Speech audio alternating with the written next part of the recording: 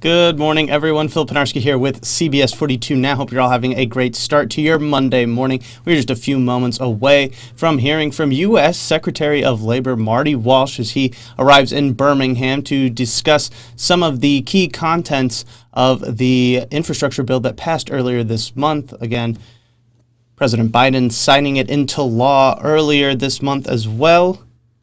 Mayor Woodfin was in Washington for that. He will also be here at this announcement ceremony alongside U.S. Representative Terry Sewell as well, right here at Kelly Ingram Park. This is a live look at Kelly Ingram Park where the announcement will be made in just a matter of moments. And what we are expecting to hear is Secretary Walsh to discuss more about this announcement that will be centered around. The announcement itself will be centered around a rule in the infrastructure bill that is said to, quote, improve the economic security of workers and their families.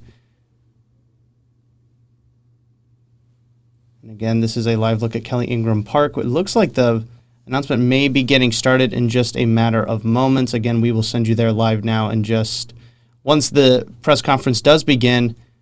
It appears they might be getting started right now. We will listen in right now here on CBS 42 Now.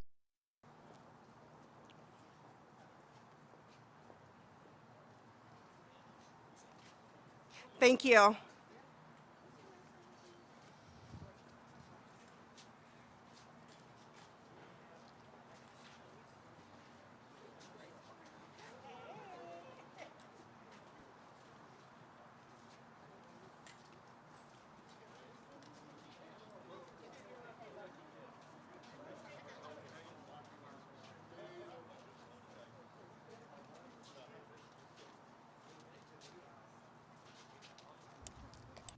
As you can see there is Birmingham Mayor Randall Woodfin alongside U.S. Secretary of Labor Marty Walsh. Again, we are expecting to hear from them in just a matter of moments. As you saw at the podium behind them, there looked like a few people with some signs asking to raise the minimum wage to $15. As you can see also on the right there next to Secretary Walsh, you can see Alabama Congresswoman Terry Sewell.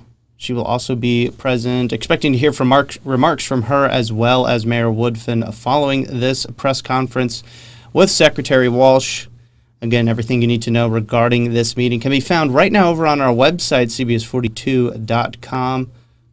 And again, we will also have all the latest information regarding the infrastructure bill if you want to take a look at that and see some of the key parts regarding that bill that was signed into law on November 19th.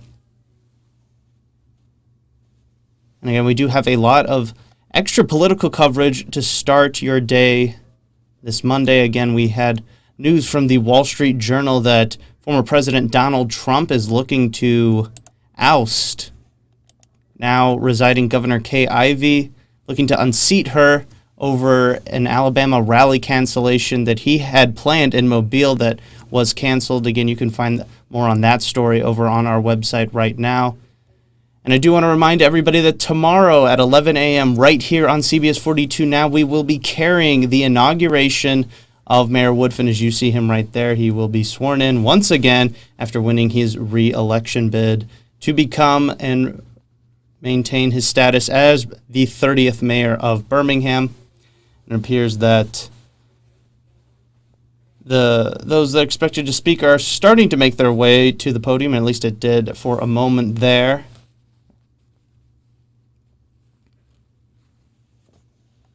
And again, you will not miss any of the press conference right here. We will bring it to you live on CBS 42 Now. We will also have a recap of it over on our website, cbs42.com, at the closing of this speech and press conference. Again, we are also expecting Representative Sewell and Mayor Woodfin to address the crowd as well.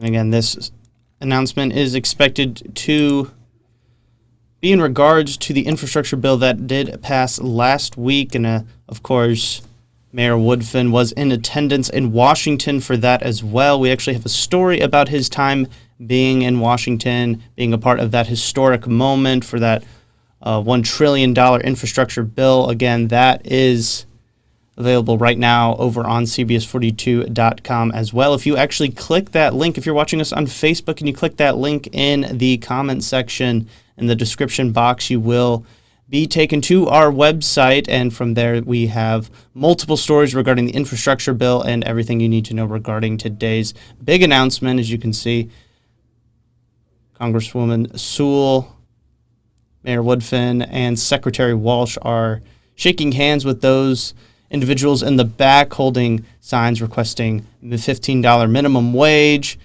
signs saying essential workers and essential protections. Again, what we were told about this press conference is that Secretary Welch would be centering the announcement around a certain rule in the bill that is said to, quote, improve the economic and economic security of workers and their families.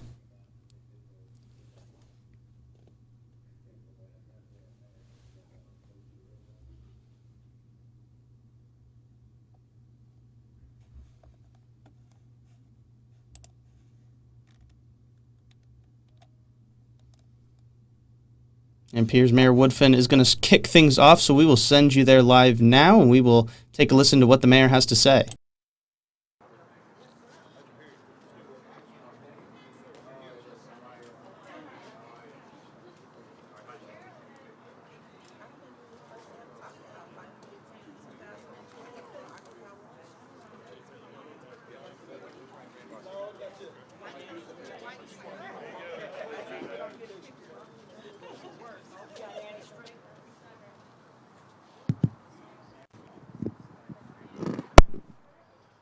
Hey, good morning, everyone. Good morning again, everyone. I want to welcome everyone to Kelly Ingram Park. My name is Randall Woodfin. I'm honored to serve as mayor of the city of Birmingham, and it's truly an honor to have Secretary of Labor Welch here in the city of Birmingham. Before I proceed, I want to acknowledge my colleagues on the city council who are present. Our city council president, Wardine Alexander, along with Carol Clark, along with LaTanya Tate, Valerie Abbott, and Clinton Woods, and also State Representative Mary Moore. Thank you all for being here. You know, the hat I am most proud to wear today is that I am a proud son of two union parents. They're both retired now, but as you see, the men and women behind me are proud, local, and vocal union leaders and representatives, and they have a very important role to play in the community.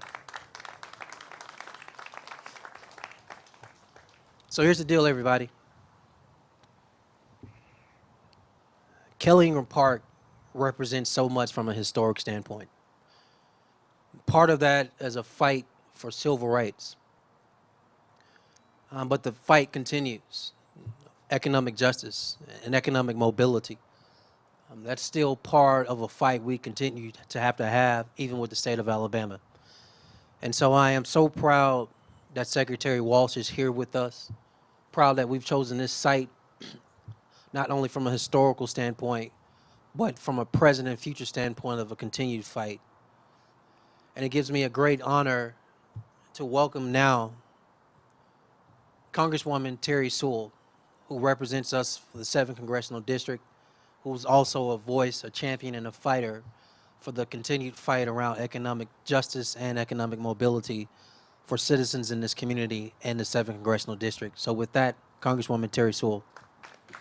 Thank you, Mr. Mayor.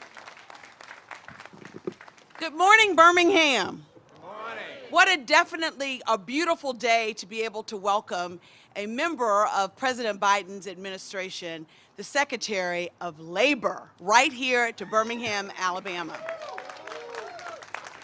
You know, so often we in right-to-work states get looked over, but we know how important it is for us to have the right to unionize in the state of Alabama and in the United States.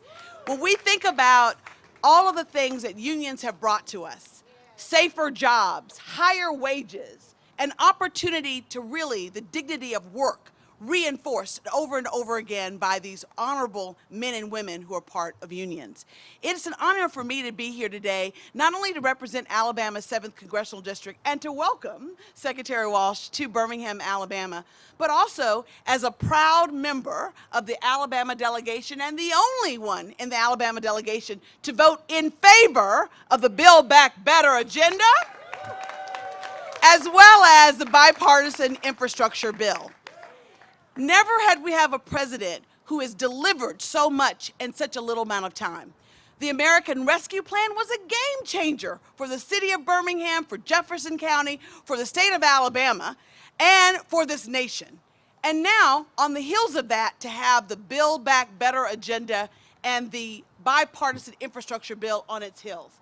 The bipartisan infrastructure bill will bring $5.2 billion to the state of Alabama for roads and bridges.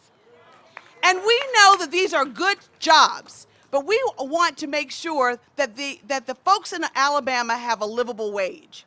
It's not just about getting up every day and going to work, but it's having a livable wage. And I'm so honored that this president and this secretary fought through an executive order. The federal government is leading by example by giving federal contractors a minimum $15 wage. We have to lead by example, and we're doing that each and every day. And when I think about the fact that the bipartisan infrastructure bill, it's a no-brainer. It creates jobs today, 2 million jobs per year today, and it's building the highways, byways, and fiber optics of the future. So it's a win-win proposition. What we have to do is ensure that our workers get fair wages.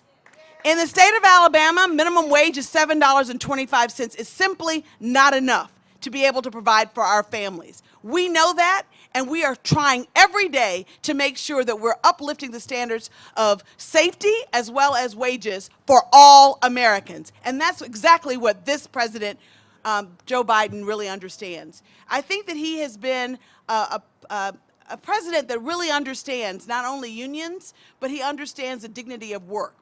I know all of you have heard him tell the story about how his dad lost his job and they had to leave Scranton, Pennsylvania in search for better work. I think all of us have stories in our families about this. And through this pandemic, we saw essential workers working through a pandemic in order to provide services for all of us. They deserve better, and we will be making sure that we build back better with Joe Biden. I am honored today to be able to introduce the Secretary of Labor. I know that you will tell by his accent that he's not from the South. I have the honor of introducing the 29th Secretary of Labor, Martin Welch. He began his career as a state representative for Massachusetts in 1997. Secretary Welch brings years of public service and strong advocacy to working people in his position as head of the United States Department of Labor. He began as a state representative for 16 years in the state legislature in Massachusetts. And he most recently was a 2-term mayor of the city of Boston, where he fought to improve wages and the standard of living for folks in the city of Washington. Throughout his career, he has been a strong advocate for unions, having been a union man himself as a part of the laborers union, very proud card-carrying member. And throughout his time, both in Boston, in Massachusetts, and now in Washington, he's fighting for every American to have an equitable share of the riches of this great country.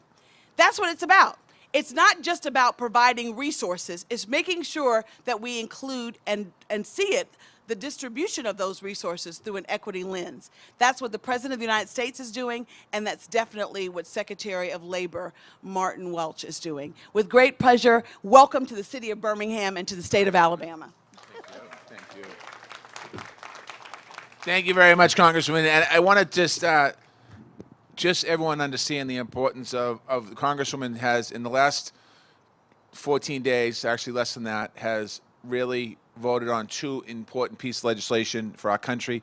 One is the bipartisan infrastructure bill, which she referenced in investing in this city, in this state, and then also the Build Back Better bill that was voted on last week, Friday. That's going to make such a transformative change for so many people in our country when it comes to child care, when it comes to universal pre-kindergarten, when it comes to job training, and so many other things. And I look at this little one right here in the middle thinking about her future is going to be so different because of investments that are going to be made by Congress and by the American people. So thank you, Congresswoman, for your remarks and for all that you do. Mr. Mayor, thank you for hosting me in your city today. It's been an honor. We've had a great morning so far already. I want to thank you, and to the members of the City Council, thank you. Your city's beautiful, and it's such an honor to be here. I'm going to go tour around a little bit and check it out. To my colleague, the good representative, it's great to see you as well, so thank you. To the gentleman over here, straight out of Boston, I love your shirt. Thank you for the shirt. I appreciate that. You know, this is it's amazing to be here, and as a former mayor, I'm watching what the mayor's been doing here in this city, and we talked a lot about it today. It's so important that on the ground, your local government does so much, and what we're going to talk about today is going to hopefully help local government, and what the Congressman voted on in the last couple of weeks is going to help local government, and it all is about local government, because local government's about where the people are. So I want to thank you all. To everyone here, to the clergy members and activists, thank you for being here today. To the workers that are here with us, I want to thank you for what you've done through the pandemic, the work you do morning, noon, and night, and every day. Thank you for that. To the unions represented here, thank you for being here as well. To the press for covering this, thank you for covering this, because throughout the whole pandemic, you've been on the front lines as well. So thank you for being here this morning. In the Biden-Harris administration, we just don't say thank you to working people. We fight for working people.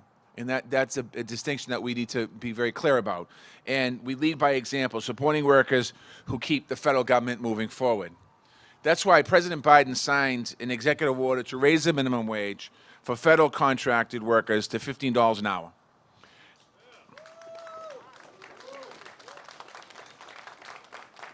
By one signature on a page, this will raise wages for over 327,000 workers across the government, and especially going to help women and workers of color who too often get underpaid. And it's going to be a big impact here in the South. I'm here to announce today that the Department of Labor is ready to implement that new $15 an hour minimum wage law starting on January 30th, 2022, right after the new year. Roughly 10 weeks from today, I wanted to be here to celebrate this occasion in Birmingham, the home of the Civil Rights Movement, here at Kelly Ingram Park, a place honoring those who fought for racial justice. The black community has been the driving force in the fight to raise the minimum wage all across this country, and right here in Birmingham. Now the federal government is doing our part to make sure workers get a decent wage so they can keep our government running. The new minimum wage, what it applies to workers on federal contracts in all 50 states and U.S. territories. It includes workers with disabilities. It ends the lower tip minimum wage for federal contracted employees by 2024, and it will be indexed to inflation, so it will grow with your cost of living.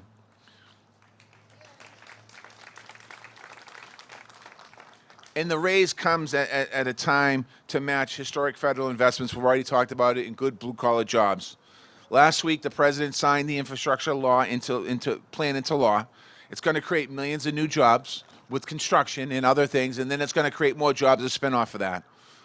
And the congresswoman already referred to this. Alabama, over the next 5 years alone, is looking at $5.4 billion for roads and bridges, $400 million for public transportation, $79 million for electric vehicle charging stations, $100 million to get affordable high-speed internet in every community, $782 million to replace lead pipes and make sure every single home has clean and safe drinking water. And there's so much more to that she's going to do. When you think about this, it's 2021, and we're talking about fixing our roads and bridges that have been falling down for 50, 60 years. We're talking about improving public transportation to communities that don't have public transportation, that can't get to their jobs.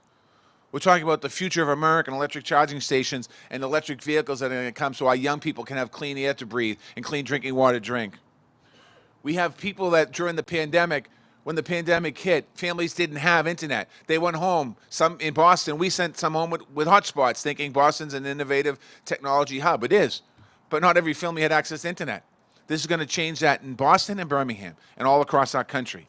And we still have too many kids and too many people in our country drinking water out of lead pipes. When you think about this investment, this is an investment. This isn't spending, it's an investment. And this investment is going to help create thousands of new jobs here in Alabama. And we're determined to make sure that every good job we're creating is a good, high-quality job so a family can afford a home, put food on the table, a car in the driveway, live with dignity, live with respect, and make sure we treat them the way that people should be treated. This new minimum wage will help in that effort for many workers who help work on federal projects. The fact is, federal contract workers are essential workers in our country. They maintain federal buildings that keep us safe. They provide health care for our veterans who fought for our country to allow us to have the freedoms we have today. They provide child care for our kids. They provide food service for military members and their families. They build and repair roads and bridges all across this country. No matter what state they work in this union, they deserve a living wage. But I've talked enough. I want to hear a little bit about, and you want to hear a little bit about, from some federal contract workers who will benefit directly from President Biden's executive order. We have three great workers that we're going to say a few words today. The first to speak is Ann Jones, a member of LIUNA, my union. Ann has been a floor service technician for almost 40 years. She has worked at Fort Benning for the past 13. I want to ask Ann to please come up here and tell your story.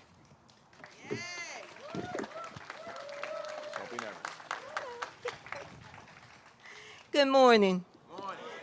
As he said, my name is Ann Jones. I work at Fort Benning, Georgia. I'm a technician, floor technician there. And $15 an hour is great for me. I am so happy that President Biden got it done. I voted for him because I knew he would get it done. So I'm thankful for all those that helped us get through this. We do our job. We never stopped working during this pandemic. We worked every day, and I think we deserve it. I think we all deserve it. I might be from Georgia, but I think Alabama is a good place too. So I am happy to be here today to let you know, because of the union, I have been a union member for 13 years at Fort Benning. Because of that, my insurance, I had great insurance, had raises, but I believe that the union brought us a long ways. I don't know how other people feel, but I feel that it's very important to be a union member. And I'm very proud to be that union member. So I'm thankful for it. The insurance that we have is great. We can go and get things done. I'm thankful for the people that are working there, that's union members. And also, I am a steward at Fort Benning. So I became that to help people because I enjoy helping and working with people. So this is a blessing to me to be making $15 an hour. Some people might almost be there, but there's a lot that's not. And this would mean a lot to a mother that's single and have kids that she has to raise by herself, and even fathers that are single. This will help them. You might say, okay, $15 an hour is not going to do a lot, but I beg to differ, it will. It'll do more than what you was doing with what we was making. So I'm here today to just say, I'm thankful. I'm proud to be a union member.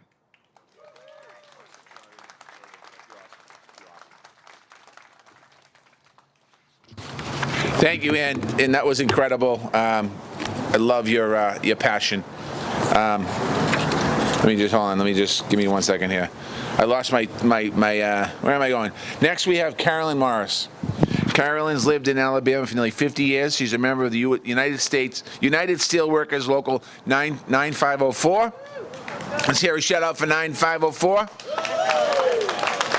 She has worked as a janitor at Maxwell Air Force Base in Montgomery for over 30 years. She is also a union steward, working on her own time to support her co-workers. Carolyn, the mic is yours.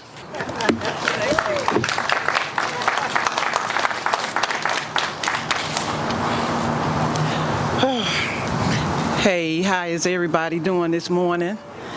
My name is Carolyn Morris. I thank y'all for having me here today.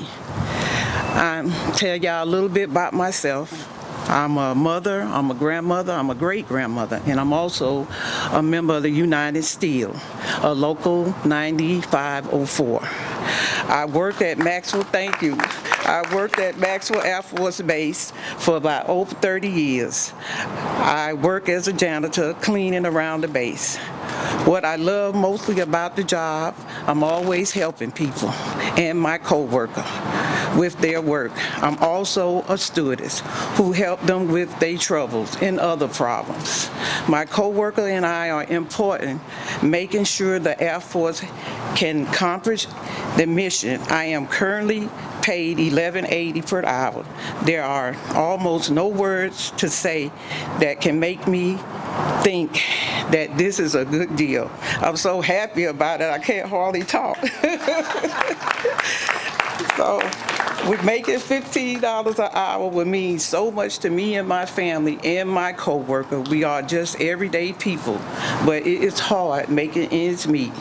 The expense of a household is so much now. We thank the support of Secretary Welch for helping me and my grandkids. And with medicine and school and supplies, those grandkids mean so much to me to help them out. They need medicine, they need school supplies, they need gas for their car. So that is so important to my life. Making more money will help me give them a better life. Thank you so much for having me here, and Secretary Welch, thank you so much for helping us to get a raise. I deeply appreciate it, y'all, and thank you so much. You're awesome. That was awesome. Thank you. Thank you. Thank you. Thank you, Carolyn. And the next speaker is Jamie Brown. Jamie's a customer service representative at Maximus in Hattiesburg, Mississippi. He helps people who have questions about the Affordable Care Act plan. He's a proud member of Maximus Worker Organizing Committee, which is part of the Communication Workers of America. They have a union drive there. He fights for his fellow workers, and I hear he's a great dad as well. Jamie, I invite you up to tell your story.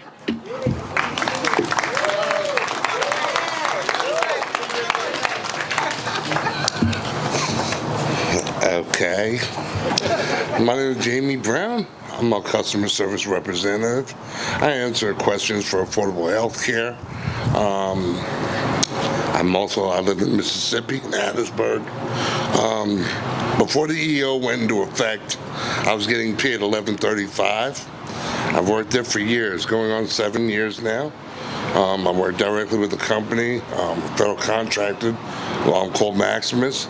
But really, my coworkers and I are doing work on behalf of the federal government. My coworkers in Hattiesburg and thousands of other Maximus employees, staffing to do Medicare as well as affordable health care. We're so busy doing overtime right now. I know a lot of them would love to be here to speak and to take a part of this, but cannot do this because they're taking off time, maybe losing their jobs.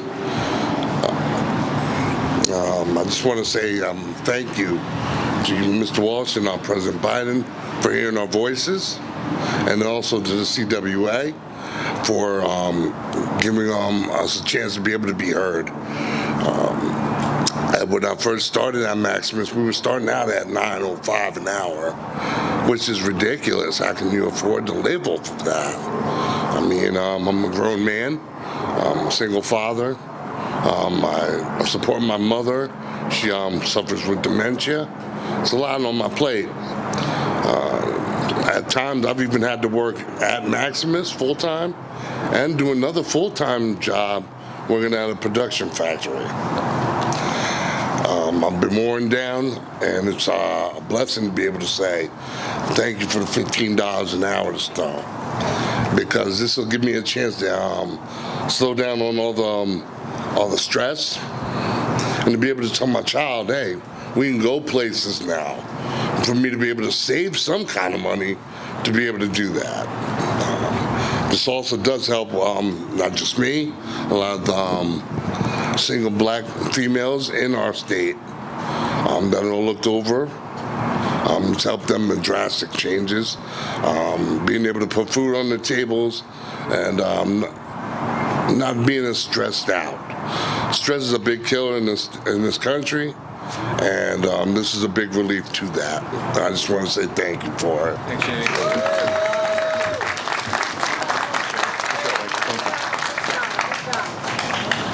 Thank you, Jamie. Thank you, Ann. Thank you, Carolyn. I also just want to, in closing, thank the mayor's team for helping us today, put today together. I want to thank Congresswoman's team as well. And I was just thinking, as Ann and Carolyn and Jamie were speaking, I was thinking back to when President Biden started announced his candidacy for president, and he had a saying that fighting for the soul of our country. And that was his saying. And when you think about today, what he meant in a lot of ways about fighting for the soul of our country is about fighting to give people an opportunity to get into the middle class, people an opportunity to be able to support a family. And $15 an hour minimum wage is not going to be, that's not the end of the story. That's the beginning of the story. And we need to continue to work to make sure that we pass $15 an hour minimum wage across this country. We need to respect our workers, treat them with dignity and respect. These three workers that came to this podium work hard every single day. And we need to treat them fairly. And we need to treat members, workers across this country, whether they're union or they're not represented by a union, fairly in this country. And today is the beginning, a start. I want to thank you all for being here. It's such an honor to be here today. God bless you, and have a great day. Happy Thanksgiving. Thank you for being here. So we'll do this? No, I'll leave that.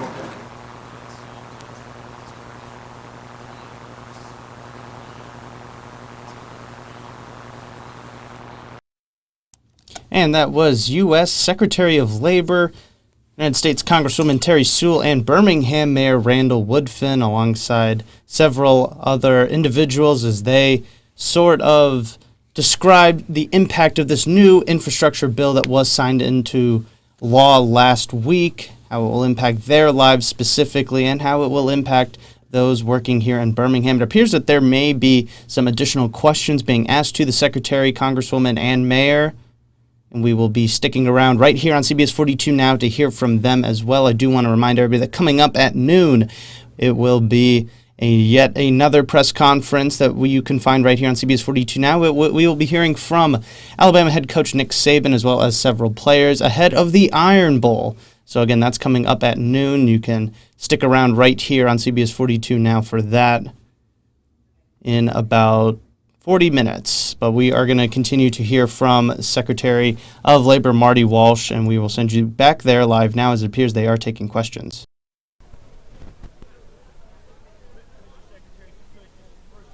This executive order, what impact could this have specifically on people here now? Well, it's going to have a big impact on people's lives, because some people right now are earning $7 an hour. It's going to double their salary pretty much almost overnight. There's about 327,000 people in this country affected by it. It's federal contracting, but it's going to make a big difference. You heard, the three speakers that spoke about the impact it has in their life, and I mean, I think that's the biggest part of this executive order. Congresswoman and Mayor, one more for you on this question. The key emphasis there is on federal contractors. What impact do you think this could have on the state and employees in other positions that may see this as you guys push for higher wages? In the best case scenario, you would have the state move away from their law that did not allow cities to locally pass bills to increase their livable wage. What we're really talking about is dignifying our workers at all levels. The city of Birmingham, from a historical standpoint, is a blue-collar city. We have a lot of workers here that get up every day to take care of their families and go to work, and they love the job. And their pay and wages need to reflect that. But if they don't want to voluntarily do it. Ideally, we're hoping that our president and our Congress gets to the next level, that the Congress can pass a law that the president can sign that makes the law across the entire nation. Yeah, for me, look, I think that it's all about the dignity of work, and I'm so happy that the Secretary of Labor chose to come here right on the heels of the House of Representatives passing the Build Back Better bill. Because what the Build Back Better bill will do is not just about physical infrastructure. We passed that bill already, the bipartisan infrastructure bill. This is about building social infrastructure, giving working families the tools they need to survive and thrive. That's child care, elder care, a universal pre-K. I'm so excited about being able to create the social infrastructure so that working families have the support that they need. And I'm just thrilled to be able to showcase the wonderful stuff that we're doing here in Alabama, but what we still need to do more of. The Secretary had a chance to tour Innovation Depot and learn more about Birmingham Promise, our mayor's visionary leadership on that, as well as Innovate Birmingham, which is all about creating technical jobs for Alabama. So for me, this is about showcasing, but also being aspirational. The federal government can increase minimum wage, and they did so for its federal contractors. The state of Alabama is still at $7.25, and it's been that way for over 14 years, simply not keeping up with inflation and the price of goods and services. So this is about the federal government being a model, but we hope that states like Alabama will follow. Secretary Welch, all across the city, there are businesses that have signs on their doors saying help wanted, hiring now. How do we get more people back into the workforce as this pandemic is slowly subsiding? But I think there's a lot of ways of doing that. Number one is in the Build Back Better bill. We have job training to help people. Some of those signs you have on the doors, people moving to different careers. Respect people too. Paying more wages is also going to be helpful. I think that's another piece of this that we're going to be helpful with. And also defeating the pandemic. I mean, we're still living in pandemic times. I think a lot of folks that aren't willing to go back into restaurants and that entertainment type of business, they're afraid of their personal health. So it's about also making sure that we do everything we can so we get to the other side. We're seeing parts of this country now that we get spikes in pandemic numbers again, another kind of rise, and certainly heading into holiday season. That's the last thing we want to see. There have been some opponents of raising minimum wages, particularly small businesses, that say that may be more of a hamper for them. How do you bridge the gaps to kind of come to make those? Yeah, simply you just look at the history of raising minimum wage. It does not hamper businesses. As a matter of fact, it enhances businesses. It's happened in the state of California. It happened in my own city, Boston, Massachusetts, and Massachusetts. Any state that raised the minimum wage, businesses did better. So that argument of saying it's going to hurt businesses, it's not a true argument. We have time for one more question. Mr. Secretary, you are, by your own admission, a union man, right?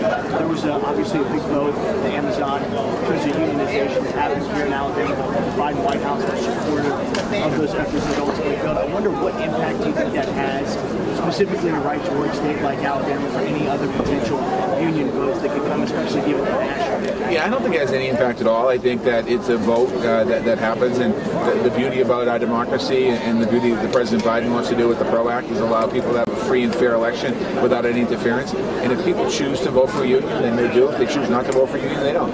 And I think that's the one component of the PRO Act that's really important, that the companies can't interfere in a negotiating drive to allow the election to be free and fair. Thank you all so much. Appreciate it. Thanks, everybody.